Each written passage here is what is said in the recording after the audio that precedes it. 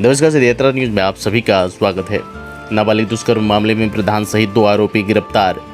मिर्जापुर जनपद के थाना लालगंज अंतर्गत 17 जुलाई 2023 को एक महिला द्वारा नामजद अभियुक्तों के विरुद्ध अपनी 14 वर्षीय नाबालिग पुत्री के साथ दुष्कर्म करने तथा गर्भ ठहर जाने पर गर्भपात की घटना के संबंध में लिखित तहरीर दी गई।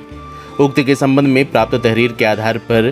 त्वरित कार्रवाई करते हुए थाना लालगंज पर मुकदमा अंकित संख्या 180/2023 धारा 376 DA 342, 313, 452, 506 IPC व 6 पॉक्सो एक्ट पंजीकृत कर विवेचना प्रारंभ की गई।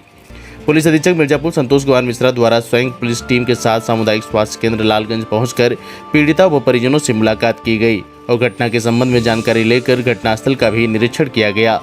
घटना के संबंध में अभियोग पंजीकृत कर त्वरित कार्रवाई करते हुए नामजद अभियुक्त आकाश केसरी को साक्ष्यों सहित गिरफ्तार किया गया, जबकि अन्य अभियुक्तों के घटना में संलिप्तता के संबंध में गहनता से जांच करते हुए समस्त इलेक्ट्रॉनिक व भौतिक साक्ष्यों को संकलित करने तथा DNA टेस्ट हेतु सैंपलिंग कर जांच कराकर विवेचना में सम्मिलित करते हुए ठोस साक्ष्यों के आधार पर त्वरित गति से अग्रिम वैधानिक कार्रवाई करने का निर्देश दिया गया।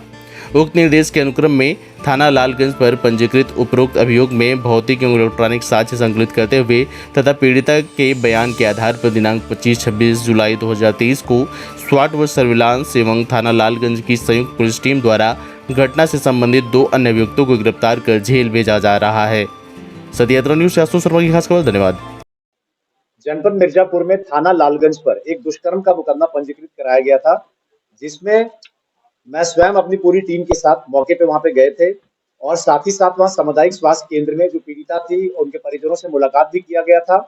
नामजद मुकदमे में सेम डे ही कार्रवाई करते हुए जो इस घटना से संबंधित जो एक अभियुक्त था आकाश केसरी, उसको गिरफ्तार करके जेल भेज दिया गया था अगले दिन। और इसमें टीमें गठित करके एडिशनल एसपी साहब के नेतृत्व में इस पे बारीकी से काम शुरू किया गया था। इसमें जब सर्विलांस साइबर टीम के द्वारा काम किया गया तो आकाश केसरी के साथ साथ एक अन्य अभियुक्त अफरीदी खान का भी नाम आया, जो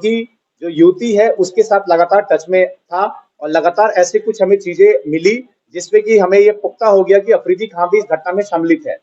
अफरीदी खान की गिरफ्तारी के बाद और पीड़िता के जो 164 के बयान हुए न्यायालय में, ये बात निकल के आई है कि पिछले 1.5 वर्षों से ये जो पीड़िता को लगातार ये गलत कार्य कर रहा था और अफरीदी खान के खिलाफ सर्विलांस के माध्यम से, साइबर टीम के माध्यम से, मैनुअल आधार पर पुख्ता सबूत मिले और पीड़िता के बयान के आधार पर इसकी गिरफ्तारी की गई। अफरीदी खान के पकड़े जाने पर इसने महत्वपूर्ण साक्ष्य, विजय गुप्ता जो इसमें प्रधान भी था, उसके खिलाफ भी महत्वपूर्ण साक्ष्य मिले और उसके बताने के आधार पे ही जो अन्य साक्ष्य मिले और पीड़िता के जो बयान थे उसके आधार पर विजय गुप्ता की भी गिरफ्तारी की गई है। इस संपूर्ण मामले में आज फाइनली आकाश केसरी के बाद में 2 अन्य अभियुक्त अफरीदी खान और विजय गुप्ता को गिरफ्तार करके इनको भी जेल भेजा जा रहा है और इस मामले में DNA एवं फॉरेंसिक की जांच जो है अग्रिम वो भी करवाई जाएगी। सराहनीय कार्य करने वाली हमारी टीम को 15,000 रुपए इनाम से पुरस्कृत भी किया जा रहा है।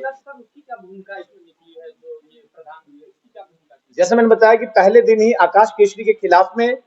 जो मैनुअल, सर्विलांस और साइबर टीम के जो चैट्स थे, सोशल मीडिया की डिटेल्स थे, उससे हमें महत्वपूर्ण साक्ष्य मिले थे। उसके बाद से इसमें एक और व्यक्ति का नाम आया था, वो अफरीदी खान का नाम आया था। उस पे हमारी टीम उसको गोपनीय रखते हुए बड़े गोपनीय तरीके से हमारी टीमें काम कर रही थी इस अफरीदी खान के ऊपर और अफरीदी खान की गिरफ्तारी होने के बाद में उसने कुछ महत्वपूर्ण विषय विजय गुप्ता के इन्वॉल्वमेंट के बारे में भी बताया और उसके आधार पे फिर पीड़िता से जब उसका फाइनली जब कोर्ट में बयान कराया गया तो जो महत्वपूर्ण साक्ष्य और उनके जो बयान थे पीड़िता के, उसके आधार पर विजय गुप्ता की भी गिरफ्तारी इसमें सुनिश्चित की गई और विजय गुप्ता की भी सेम मुकदमों में सभी धाराओं में गिरफ्तारी इसमें की गई है।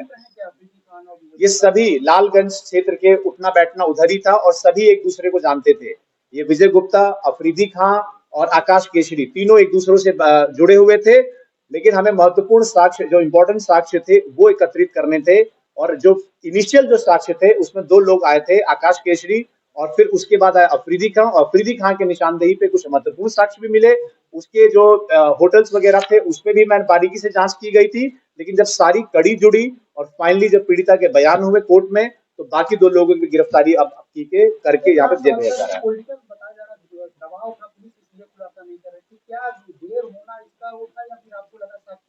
इसमें अफरीदी खान, इसमें एक मास्टरमाइंड, एक महत्वपूर्ण उसकी भूमिका थी और अफरीदी खान लगातार पुलिस की गिरफ्त से भागने का प्रयास कर रहा था। हो सकता है कुछ लोगों के द्वारा सह भी दिया जा रहा हो, चाह रहे हो कि अफरीदी खान गिरफ्तारी ना हो, लेकिन हमारी टीम बिल्कुल इसमें लगी हुई थी और ये सुनिश्चित करना था कि अफरीदी खां के खिलाफ जो महत्वपूर्ण साक्ष्य थे, सर्विलांस के आधार पे, साइबर टीम के आधार पे, उन सभी को हमने एकत्रित किया। एक एक बिंदु पे अफरीदी खां से बात हुई, और जब अफरीदी खां से जब बात हुई तो कुछ महत्वपूर्ण साक्ष्य विजय गुप्ता के बारे में भी हमें मिले, और उसके बाद में विजय गुप्ता की भी कार्रवाई, जो हमें इंपॉर्टेंट साक्ष्य चाहिए थे, वो प्राप्त होने के बाद में विजय गुप्ता की कार्रवाई की गई। अभी इसमें जो महत्वपूर्ण, जो पीड़िता के बयान हमारे पास आए हैं, उसके आधार पे वहां पे रेस्टोरेंट में जो भी साक्ष्य संकलन की कार्रवाई है, फॉरेंसिक इत्यादि की, वो हमारी जारी रहेगी, और जो इसके विवेचक है उनको इस दिशा में निर्देशित भी किया गया है।